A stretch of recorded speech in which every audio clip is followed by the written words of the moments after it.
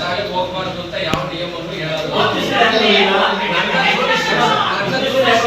ನನ್ನ ಜೊತೆ ಶಿಕ್ಷಣ ಮಾಡ್ತಕ್ಕಂಥ ಶಾಲೆಗಳು ವಿಸಿಟ್ ಮಾಡೋದು ನನ್ನ ಜಾಬ್ ಶಾಲೆ. ಈಗ ನಾನು ವಿಸಿಟ್ ಹೋಗ್ಬೇಕು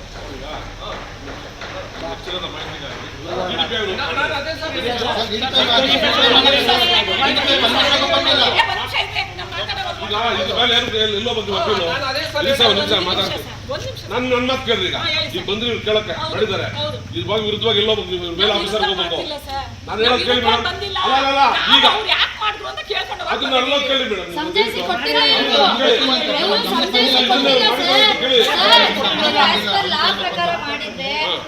ಅಲ್ಲೇ ಓದ್ಕೋತಿದ್ವಿ. ಶಿಸ್ತು ಕ್ರಮ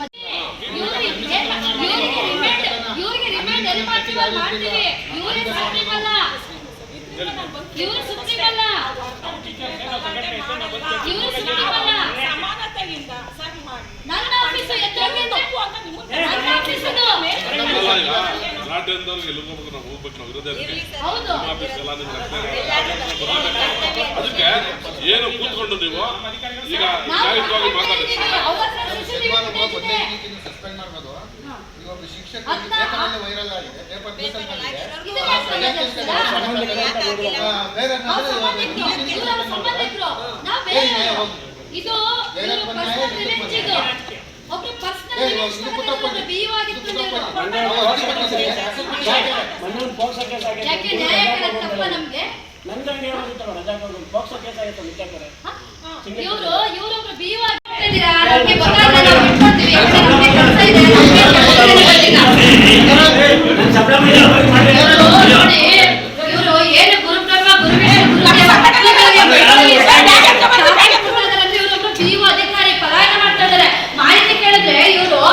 ಅಧಿಕಾರಿಯಾಗಿ ಇಟ್ಕೊಂಡು ಈ ರೀತಿ ಮುದ್ದಡದಿಂದ ನಡ್ಕೋತಾ ಇದ್ದಾರೆ.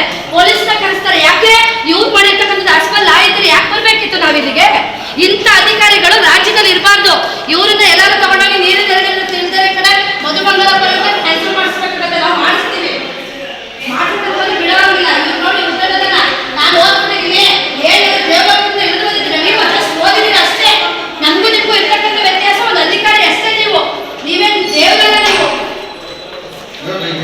ಇದೆ ಈ ಮುದ್ದಡತನ ಇವತ್ತು ಈಗ ನನ್ನ ಗಮನ ಬಂದಿಲ್ಲ. ಇದು ಅಂದ್ರೆ ಎಲ್ಲಿದ್ದೀರಾ ನೀವು? ಹಾಗಾದ್ರೆ ನೀವು ಇಲಾಖೆಯಲ್ಲಿ ಅಂದ್ರೆ ಟಪಾಲಲ್ಲಿ ಕೊಟ್ಟು ನಾವು ಸಿಗ್ನೇಚರ್ ತಗೊಂಡಿಲ್ವಾ? ಇನ್ಯಾರ ಗಮನ ಕೊಡ್ಬೇಕು ನಾವು? ನೋಡಿ ಅಸಂಬದ್ಧವಾಗಿ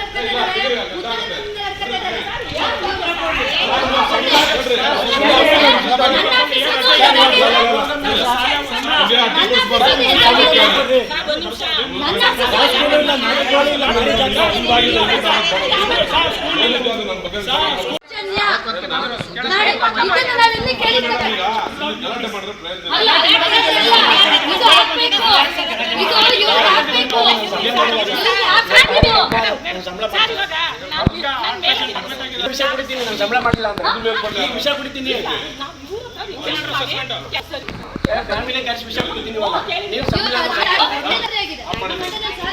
ಇವತ್ತು ಇನ್ನೂ ಇಲ್ಲಿ ಸ್ಯಾಲ್ರಿ ಆಗಿಲ್ಲ. ಯಾಕೆ? ಕರ್ನಾಟಕದಲ್ಲಿ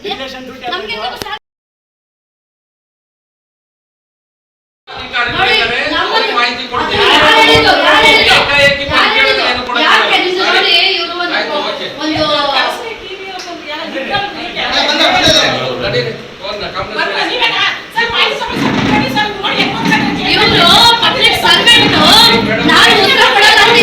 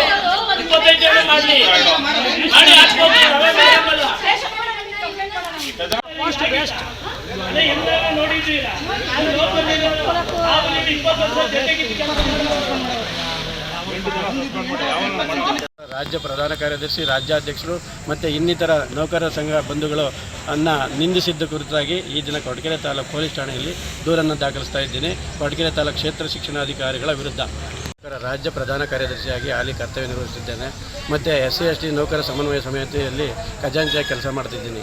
ನಾನು ಈ ಎಲ್ಲ ಸಂಘದ ನಿರ್ದೇಶಕನಾಗಿ ಕೊರಟಗೆರೆ ಕ್ಷೇತ್ರ ಶಿಕ್ಷಣಾಧಿಕಾರಿಗಳ ಕಚೇರಿಯಲ್ಲಿ ವಿವಿಧ ಕರ್ತವ್ಯ ಲೋಪಗಳು ಮತ್ತು ಕೆಲವೊಂದು ವಿಚಾರಗಳ ಹಗರಣಗಳ ಬಗ್ಗೆ ನಾನು B1 ಪ್ರಶ್ನಿಸಿದ್ದಕ್ಕೆ ಸುಮಾರು 2 ವರ್ಷದಿಂದ ನಮಗೆ ಏನು ಉತ್ತರ ಕೊಡದಲ್ಲ ಇರೋದ್ರಿಂದ ಮತ್ತು ನನ್ನವು ಸುಮಾರು 4 ಅರ್ಜಿಗಳನ್ನು ಇದುವರೆಗೂ ಏನು ಕೆಲಸ ಮಾಡಿಕೊಡ್ದಲ್ಲ ಇರೋದ್ರಿಂದ ನನಗೆ ಬರಬೇಕಾದಂಥ ಸೌಲಭ್ಯಗಳನ್ನು ವಿಳಂಬ ಮಾಡಿದ್ರಿಂದ ಮಾನ್ಯ ತುಮಕೂರು ಲೋಕಾಯುಕ್ತದಲ್ಲಿ ದೂರನ್ನು ದಾಖಲಿಸಿದ್ದೆ. ಅದನ್ನು ಸಭೆ ಸಮಾರಂಭದಲ್ಲಿ ಕೊರಟಗೆರೆ ತಾಲೂಕು ಕ್ಷೇತ್ರ ಶಿಕ್ಷಣಾಧಿಕಾರಿಗಳಂತ ನಟರಾಜರವರು ಯಾವುದೇ ಸಭೆ ಸಮಾರಂಭ ಮೀಟಿಂಗ್ ಇಲ್ಲಿ ಅಲ್ಲಿ ಲೋಕಾಯುಕ್ತದನ್ನು ನಾನು ಸರಿ ಮಾಡ್ಕೊಂಡಿದ್ದೀನಿ, ಎಲ್ಲಿ ದೂರು ಕೊಟ್ಟರು ನಾನು ಜಯಿಸ್ಕೊತೀನಿ ಅಂತ ಹೇಳ್ಬಿಟ್ಟು ಆದಿ ಬೀದಿಲೆಲ್ಲ ಮತ್ತು ಮೀಟಿಂಗ್ಗಳಲ್ಲಿ ತಿರುಗ್ತಿದ್ರು. ಈ ಒಂದು ಕಾರಣ ನನಗೆ ಬೇಜಾರಾಗಿ ಬೆಂಗಳೂರು ಉಪಲೋಕಾಯುಕ್ತದಲ್ಲಿ ಸುಮಾರು 5 ಪುಟಗಳ ಇವರ ಹಗರಣಗಳು ಮತ್ತು ಲಂಚ ಭ್ರಷ್ಟಾಚಾರದ ಬಗ್ಗೆ ಮತ್ತು ಆಡಿಯೋ ವಿಡಿಯೋ ಸಮೇತ ನಾನು ಮಾನ್ಯ ಉಪಲೋಕಾಯುಕ್ತದಲ್ಲಿ ದೂರನ್ನು ದಾಖಲಿಸಿದೆ. ದಿನಾಂಕ 3/4/2025 ಮಾನ್ಯ ಲೋಕಾಯುಕ್ತ ಪೊಲೀಸ್ ಸಿಬ್ಬಂದಿಯವರು ನಮ್ಮ ಕೊರಟಗೆರೆ ತಾಲೂಕು ಕ್ಷೇತ್ರ ಶಿಕ್ಷಣಾಧಿಕಾರಿಗಳ ಕಚೇರಿಗೆ ವಿಚಾರಿಸೋಕ್ಕೆ ಅಂತ ಬಂದಿದ್ದರು. ಆದರೆ ಈ ವಿಚಾರವನ್ನು ತಿಳ್ಕೊಂಡಂಥವರು 3/4/2025 ನಂತರ 5/4/2025 ಬೆಳಗಿನ ಜಾವಕ್ಕೆ ನಮ್ಮ ಕೊರಟಗೆರೆ ತಾಲೂಕು ಕೆರಾಗಲಹಳ್ಳಿ ಶಾಲೆಗೆ ಭೇಟಿ ನೀಡಿ ನಾನು ಶಾಲೆಗೆ ಹೋಗೋದಕ್ಕೆ ಮುಂಚಿತವಾಗಿಯೇ ಅನಧಿಕೃತ ಗೈರು ಹಾಜರಿ ಮತ್ತು ಇನ್ನಿತರೆ ಸುಳ್ಳು ಆರೋಪಗಳನ್ನು ಹೊರಿಸಿ ನನ್ನನ್ನು ಅಮಾನತು ಮಾಡಿರ್ತಾರೆ. ಈ ಅಮಾನತನ್ನು ದಿನಾಂಕ 7/4/2025 ಅಮಾನತು ಮಾಡಿರೋದ್ರಿಂದ ದಿನಾಂಕ 16/4/2025 ಸುಮಾರು 16 ದಿವಸ ಆದರೂ ನನ್ನ ಕರ್ತವ್ಯ ಮಾಡಿರ್ತಕ್ಕಂಥ ವೇತನ ಮಾಡಿಲ್ಲ, ನನ್ನ ಮೇಲೆ ಸುಳ್ಳು ಆರೋಪ ಮಾಡಿರ್ತಕ್ಕಂಥ ಅಮಾನತನ್ನು ರದ್ದುಗೊಳಿಸಿ ಅಂತ ಕೇಳಿದೆ. ಮತ್ತು B1 ಅವರ ಮೇಲಿರ್ತಕ್ಕಂಥ ಆರೋಪಗಳ ಕುರಿತಾಗಿ ಮೇಲಧಿಕಾರಿಗಳಿಗೆ ದೂರು ಕೊಡಿ ಅಂತ ಕೊಟ್ಟಿರ್ತಕ್ಕಂಥ ಅರ್ಜಿನ ಫಾರ್ವರ್ಡ್ ಯಾಕೆ ಮಾಡಿಲ್ಲ ಅಂತ ಕೇಳಿದರೆ ನಾನು ತಪ್ಪೇ ಮಾಡಿಲ್ಲ, ನೆಡ್ರಿ ಆಚೆಗೆ ನೀನ್ಯಾರು ನಂದಿದು ಆಫೀಸು ಅಂತ ಹೇಳ್ಬಿಟ್ಟು ತಳ್ಳತರ ಅಥವಾ ಅವಾಚ್ಯ ಶಬ್ದಗಳಿಂದ ಮತ್ತು ಏಕವಚನದಿಂದ ಮತ್ತು ನನ್ನ ಜೊತೆಯಲ್ಲಿ ರಾಜ್ಯ ಮಹಿಳಾ ಭೀಮಸೇನ ಸರ್ಕಾರಿ ನೌಕರ ಮಹಿಳಾ ಅಧ್ಯಕ್ಷರಾದಂಥ ಶ್ರೀಮತಿ ಇಂದ್ರಕುಮಾರಿ ಹಾಗೂ ಮಹಿಳಾ ಪ್ರಧಾನ ಕಾರ್ಯದರ್ಶಿಯಾದಂಥ ಶ್ರೀಮತಿ ನಾಗರತ್ನ ಮತ್ತು ಇನ್ನಿತರ ನಮ್ಮ ಸಹೋದ್ಯೋಗಿ ಸಿಬ್ಬಂದಿಗಳು ಮತ್ತು ಈ ಸಂಘದಲ್ಲಿ ಚುನಾಯಿತ ಪ್ರತಿನಿಧಿಗಳು ಸಹ ನನ್ನ ಜೊತೆಯಲ್ಲಿ ಬಂದಿದ್ದಾಗ ಇದು ನನ್ನ ಕಚೇರಿ, ನನ್ನ ಮುಂದೆ ಏನು ಮಾತಾಡಬೇಡ್ರಿ ಅಂಥೇಳಿ ನೀವು ಯಾವ್ಯಾವ ಕ್ಯಾಸ್ಟು ಅಂತ ಹೇಳಿ ಕೇಳಿ ಮತ್ತು ಈ ಕಚೇರಿಯಲ್ಲಿ ನನ್ನಿಷ್ಟ ನಿಮ್ಮ ಐಡೆಂಟಿ ಕಾರ್ಡ್ ತೋರಿಸಿ ಪ್ರತಿಯೊಬ್ಬರು ಯಾವ ಕ್ಯಾಸ್ಟು ಹೇಳಿ ಅಂತ ಅಂದರು. ಆ ಸಂದರ್ಭದಲ್ಲಿ ಹಾಜರಿರ್ತಕ್ಕಂಥ ರಾಜ್ಯ ಪ್ರಧಾನ ಕಾರ್ಯದರ್ಶಿ ಹಾಗೂ ರಾಜ್ಯ ಮಹಿಳಾ ಅಧ್ಯಕ್ಷರಂಥ ಶ್ರೀಮತಿ ಇಂದ್ರಕುಮಾರಿ ಅವರು ನೀವು ID ಕಾರ್ಡ್ ಇಟ್ಕೊಂಡಿದ್ದೀರಾ, ನೀವು ನಿಮ್ಮ ಸಿಬ್ಬಂದಿ ಐಡೆಂಟಿ ಕಾರ್ಡ್ ತಗೊಳಾಕಿದ್ದೀರಾ ಅಂತ ಕೇಳಿದಾಗ ನನಗೆ ಬೇರೆ ಕೆಲಸ ಐತೆ, ನಾನು ಸಂಬಳ ಮಾಡೋದೇ ಇಲ್ಲ, ಏನು ಮಾಡ್ಕೊ ಹೋಗ್ರಿ ಅಂತ ಹೇಳ್ಬಿಟ್ಟು ಕಚೇರಿಯಿಂದ ಏಕಾಏಕಿ ಹೋದಾಗ ನಾವೆಲ್ಲ ಪ್ರಶ್ನಿಸ್ತಾ ಮೂಮೆಂಟ್ ರಿಜಿಸ್ಟರ್ ಬರೆದಿದ್ದೀರಾ, ನಿಮ್ಮವೆಲ್ಲ ಕರ್ತವ್ಯ ಲೋಪವಲ್ಲ, ನಿಮ್ಮ ಹಗರಣಗಳು ಇಷ್ಟೊಂದು ಇದಾವಲ್ಲ, ಅದನ್ನು ಲೋಕಾಯುಕ್ತದಲ್ಲಿ ಪ್ರಶ್ನಿಸಿದ್ದಕ್ಕೆ ಅಮಾನತು ಮಾಡಿರೋ ಅಂದರೆ ಲೋಕಾಯುಕ್ತದಲ್ಲಿ ಪ್ರಶ್ನಿಸಿದ್ದಕ್ಕೆ ನಾನು ಅಮಾನತು ಮಾಡಿದ್ದು ಅಂತ ಒಪ್ಕೊಂಡಿರ್ತಾರೆ. ಆದ್ದರಿಂದ ನಾನು ಈ ದಿನ ಏನೇನು ಬೆಳಗ್ಗೆ 12 ಗಂಟೆಯಲ್ಲಿ ಕ್ಷೇತ್ರ ಶಿಕ್ಷಣಾಧಿಕಾರಿಗಳ ಕಚೇರಿ ಕ್ಷೇಮ ಸಂಘದ ರಾಜ್ಯ ಮಹಿಳಾಧ್ಯಕ್ಷರಾಗಿ ಶ್ರೀಮತಿ ಇಂದ್ರಕುಮಾರಿ ಅವರು ಈ ದಿನ ನಮ್ಮ ರಾಜ್ಯ ಪ್ರಧಾನ ಕಾರ್ಯದರ್ಶಿಯವರು ಅವರಿಗೆ ಸಮಸ್ಯೆ ಮಾಡಿದರು. BO ಇಲಾಖೆಯಲ್ಲಿ ಅವ್ರನ್ನ ಸಸ್ಪೆಂಡ್ ಮಾಡಿದ್ದಾರೆ. ಅದನ್ನು ನಾವು ಕೇಳೋಕ್ಕೆ ಬಂದಾಗ ಅಧಿಕಾರಿಗಳಿಗೆ ನಾನು ಎಲ್ಲಿದ್ದೀನಿ, ನಾನು ಯಾರು ಅನ್ನೋದೇ ಅವ್ರಿಗೆ ಕಾನ್ಸೆಪ್ಟ್ ಇಲ್ಲ. ಅಧಿಕಾರಿಗಳು ಮತ್ತು ಶಿಕ್ಷಕರಿಗೆ ನ್ಯಾಯ ಕೊಡ್ತಾರೆ. ಅವ್ರು ಕೇಳಿದ್ರೆ ನೀವು ಯಾರು, ಭೀಮಾ ಅಂದರೆ ಯಾರು, ಯಾವ ಭೀಮಸೇನಾ ಸಂಘಟನೆಯವರು ಎದ್ದೋಗಿ ಇದು ನಂದು ಕಚೇರಿ ಅಂತ ಕೇಳ್ತಾರೆ ಅಂದರೆ ಇವರು ಈ ಕೆಲಸಕ್ಕೆ ಅನರ್ಹರು, ಇವರು BO ಆಗೋಕ್ಕೆ ಅವರಿಗೆ ಯೋಗ್ಯತೆಯೇ ಇಲ್ಲ ಅಂತ ನಾನು ಹೇಳ್ತೇನೆ. ಮತ್ತು ಶಿಕ್ಷಕರಿಗೆ ಇವರು ಏನು ಅವರು ನ್ಯಾಯವನ್ನು ಕೊಡ್ತಾರೆ? ಈ ತಾಲೂಕಿನಲ್ಲಿ 9 ಜನಕ್ಕೆ ಸಸ್ಪೆಂಡ್ ಮಾಡಿದ್ದಾರೆ. ಮತ್ತು NPR ಕೇಳಿದ್ರೆ ಯಾರು ನರಸಿಂಹರಾಜನ್ ಅವರು ಗುಲ್ಬರ್ಗದಿಂದ ಬಂದಿದ್ದಾರೆ ಸರ್. ಅವ್ರು ಕೇಳಿದ್ರೆ ಅವ್ರಿಗೆ BL ಕೊಡಕ್ಕೆ ಬರೋಲ್ಲ ಅಂತಾರೆ. ಒಂದು ವಿಷಯಕ್ಕೂ ಇನ್ನೊಂದು ವಿಷಯಕ್ಕೂ ಒಂದು ತಾಳೇನೇ ಇಲ್ಲ ಅಂದಾಗ ಇವ್ರಿಗೆ ಅವ್ರು ಏನು ಕೇಳ್ತಿದ್ದಾರೆ ಅಂತಲೇ ಗೊತ್ತಿಲ್ಲ ಅಂದಾಗ ಒಬ್ಬ BO ಆಗಿ ಶಿಕ್ಷಕರಿಗೆ ಯಾವ ರೀತಿ ಇವರು ಮಾರ್ಗದರ್ಶನ ನೀಡದೇ ಸಸ್ಪೆಂಡ್ ಮಾಡಿದ್ರು, ಒಂದು ನೋಟಿಸನ್ನು ಕೊಡದೆ ಹೇಗೆ ಸಸ್ಪೆಂಡ್ ಮಾಡಿದ್ರು? ಇವ್ರಿಗೆ ಅವರು ಏನೋ ಒಂದು ತಪ್ಪು ಮಾಡಿದಾಗ ಅದನ್ನು ಪ್ರಶ್ನೆ ಮಾಡಬೇಕು. ಇದು ಪ್ರಜಾಪ್ರಭುತ್ವ.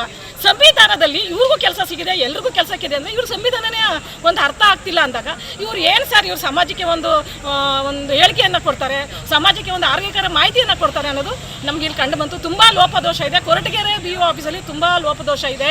ಇದನ್ನು ಮೇಲಧಿಕಾರಿಗಳು ದಯವಿಟ್ಟು ತನಿಖೆ ನಡೆಸಬೇಕು, ಇಲ್ಲಾಂದರೆ ಇದು ರಾಜ್ಯ ಮಟ್ಟಕ್ಕೆ ಹೋಗುತ್ತೆ. ಶಿಕ್ಷಣ ಇಲಾಖೆಗೆ, ಶಿಕ್ಷಣಾಧಿಕಾರಿಗಳಿಗೆ ಮತ್ತು ಶಿಕ್ಷಣ ಸಂಬಂಧಪಟ್ಟ ಎಲ್ಲ ಈ ಕಚೇರಿಯಲ್ಲಿರೋ ಎಲ್ಲರ ಮೇಲೂ ನಾವು ಕಂಪ್ಲೇಂಟನ್ನು ಕೊಡ್ತಾ ಇದ್ದೇವೆ.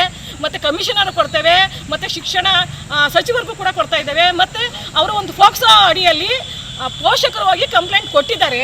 ಅವರು ಆನಂದ್ ಕೊರಟಗೆರೆ ತಾಲೂಕು ಯಾವುದು ಸಿಂಗ್ಲಿಪುರ ಶಿಕ್ಷಕರು ಒಂದು ಮಗು ಮೇಲೆ ಲೈಂಗಿಕ ದೌರ್ಜನ್ಯ ನಡೆಸಿದ್ದಾರೆ ಸರ್.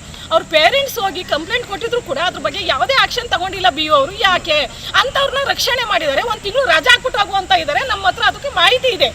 ಆದರೆ ಏನೋ ಮಾಡ್ತಿರೋ ಒಬ್ಬ ಶಿಕ್ಷಕರನ್ನ ಯಾವುದೋ ಒಂದು ತಲೆಯಲ್ಲಿ ಇಟ್ಕೊಂಡು ಅವ್ರ ಮೇಲೆ ಒಂದು ಇವರು ದೌರ್ಜನ್ಯ ನಡೆಸೋಕ್ಕೋಸ್ಕರ ಹೋಗಿ ಏಕಾಏಕಿ ಸಸ್ಪೆಂಡ್ ಮಾಡ್ತಾರೆ ಅಂದರೆ ಇವ್ರು ಎಂಥ ಕಾನೂನನ್ನ ಇವರು ಬಳಕೆ ಮಾಡ್ಕೊಂಡು ಆಡಳಿತವನ್ನು ಮಾಡ್ತಾ ಇದ್ದಾರೆ. ಇವರು ಹೆಣ್ಮಕ್ಳಿಗೆ ಗೌರವ ಕೊಟ್ಟಿಲ್ಲ. ನಾವು ರಾಜ್ಯದಿಂದ ಬಂದಿದ್ದೀವಿ ಕೇಳಕ್ಕೆ, ಅವ್ರು ಏನು ನಾವು ಉತ್ತರ ಕೊಡಬೇಕು ಅನ್ನೋದೇ ಅವ್ರಿಗೆ ಗೊತ್ತಿಲ್ಲ.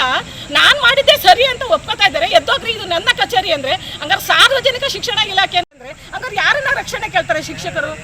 ಇವರು ಸಂಬಂಧಪಟ್ಟ ಇಲಾಖೆಯವರು ಉತ್ತರ ಕೊಡೋಕ್ಕಾಗಲ್ಲ ಅಂದರೆ ಆ ಶಿಕ್ಷಣಾಧಿಕಾರಿ ಪೋಸ್ಟಲ್ಲಿ ಯಾಕೆ ಕುತ್ಕೋಬೇಕು ಸರ್? ಇದನ್ನ ನಾವು ದೊಡ್ಡ ಮಟ್ಟಕ್ಕೆ ತಗೊಂಡೋಗ್ತೀವಿ ಸರ್. ಎಲ್ಲ ಕಡೆ ಇದಕ್ಕೆ ನಾವು ಸ್ಟ್ರೈಕ್ ಮಾಡಿಸ್ತೀವಿ, ಎಲ್ಲ ಕಡೆ ಹೋರಾಟ ನಡೀತಾ ವಿರುದ್ಧ.